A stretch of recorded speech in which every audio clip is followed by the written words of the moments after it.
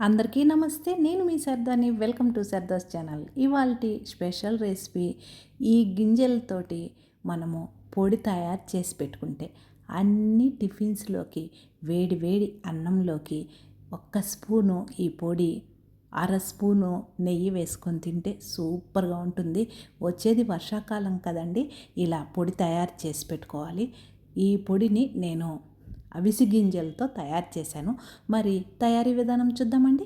ముందుగా ఒక మందపాటి ఇనుప మూకుడు తీసుకొని అందులో ఒక్క స్పూను ఆయిల్ వేసుకొని ఆయిల్ హీట్ అయిన తర్వాత అవిసి గింజలు 1 కప్పు వేసుకోవాలి. అవిసి గింజలు వేసిన తర్వాత మీడియం ఫ్లేమ్లోనే కలుపుకుంటూ వేయించుకోవాలి. ఎప్పుడు కానీ మనము పొడులు తయారు చేసేటప్పుడు పప్పుల్ని మాత్రము మీడియం ఫ్లేమ్లోనే కలుపుకుంటూ వేయించుకోవడం వలన పప్పు అనేది లోపల వరకు వేగుతుంది. పొడి కానీ చట్నీలు కానీ పచ్చళ్ళు కానీ చక్కగా రుచిగా వస్తాయి. ఇలా వేగిన తర్వాత వెంటనే ఒక ప్లేట్లోకి తీసుకోవాలి. తర్వాత అదే మూకుల్లో అర స్పూను ఆయిల్ వేసుకొని 2 టేబుల్ స్పూన్స్ పచ్చిశనగపప్పు, 2 టేబుల్ స్పూన్స్ మినప్పప్పు వేసి మీడియం ఫ్లేమ్లోనే కలుపుకుంటూ వేయించుకోవాలి. ఇలా వేగిన తరువాత ఇందులో 2 టేబుల్ స్పూన్లు ధనియాలు, 1 టేబుల్ స్పూను జీలకర్ర, ఇవి కూడా కాస్త వేగిన తరువాత మనము తీసుకున్నటువంటి అవిసి గింజల మోయిన ఎండుమిర్చి, మనం తినే కారాన్ని బట్టి చక్కగా ఎండుమిర్చి కూడా వేసుకోవాలి.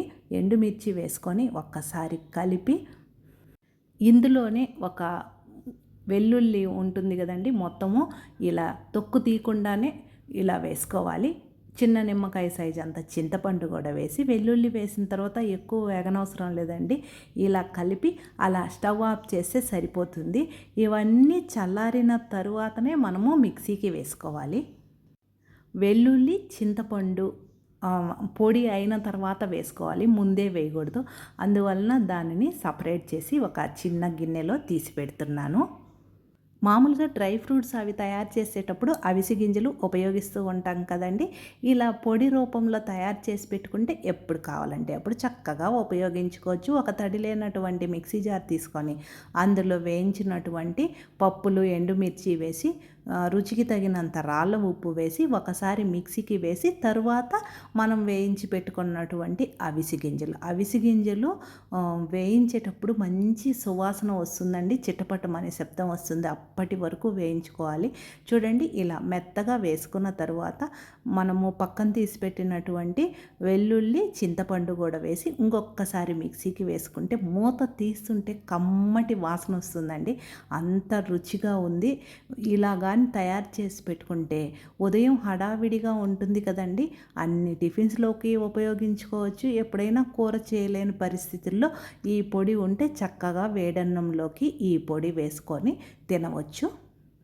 టైం తీసుకొని ఒక్కసారి చేసి పెట్టుకుంటే నెల పొడిగిత హ్యాపీగా ఈ పొడి వేసుకొని తినవచ్చు. ఒకసారి ట్రై చేయండి. ఎలా వచ్చిందో కామెంట్ సెక్షన్లో తెలియచేయండి. మన శారదాస్ ఛానల్ ఫస్ట్ టైం చూస్తుంటే మర్చిపోకుండా సబ్స్క్రైబ్ చేసుకోండి. అలాగనే పూజా వీడియోస్ కోసము అమ్మదీవెన ఛానల్ కూడా చూస్తూ ఉండండి. ఇలా గాజు సీసాలో వేసి నేనైతే ఫ్రిడ్జ్లో స్టోర్ చేసి పెట్టుకొని వాడుకుంటానండి. Thank you.